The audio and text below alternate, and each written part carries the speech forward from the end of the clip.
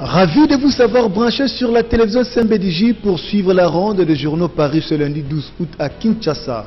Concertation nationale, Kengo jette un pavé dans le mar, écrit le palmarès. En effet, la dernière prise de position du président du Sénat le week-end dernier sur le dite concertation a été à la base d'un tollé général au sein de la majorité comme au sein de l'opposition.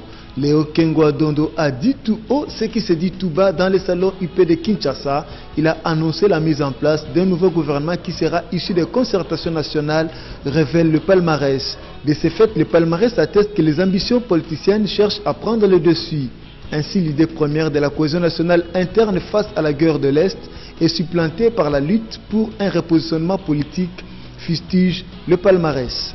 Pour sa part, le potentiel atteste que contrairement aux vœux exprimés par le président de la République Joseph Kabila en initiant en décembre 2012 la tenue des concertations nationales, les décors qui se plantent à quelques jours de l'ouverture de ces travaux n'augurent pas de lendemain meilleur.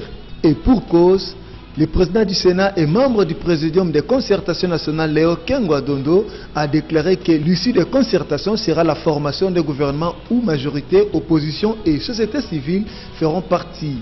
Des réactions n'ont pas tardé dans la majorité tout comme dans l'opposition. Tous redoutent que ces assises outrepassent leur mission, à savoir la survie de l'État menacé dans sa partie Est. Sans doute Kengo a jeté un pavé dans la mare, affirme le potentiel. Ainsi, les concertations nationales risquent d'accoucher d'une souris. Tablant toujours sur les concertations nationales, le phare voit une grande confusion autour de ce forum, car Kengo serait déjà boudé par la majorité et l'opposition. Le premier reproche qu'on lui fait est celui d'avoir accepté la présidence du présidium des concertations nationales, contrairement à la position adoptée par ses pairs exigeant la mise en place préalable d'un comité préparatoire mixte majorité opposition société civile appelé à décider d'une modération tripartite.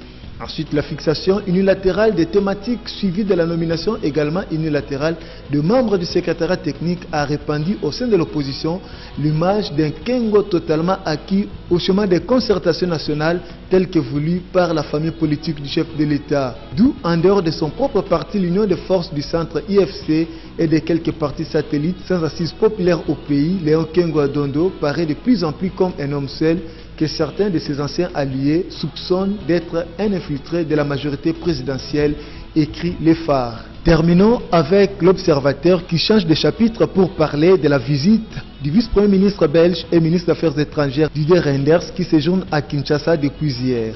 Selon des sources diplomatiques, l'on soutient que le voyage du ministre belge s'inscrit dans le cadre de la nécessité d'appliquer l'accord cadre signé le 24 février qui vise principalement la stabilité et la sécurité de l'Est de la République démocratique du Congo, confrontée à l'insécurité depuis plusieurs années.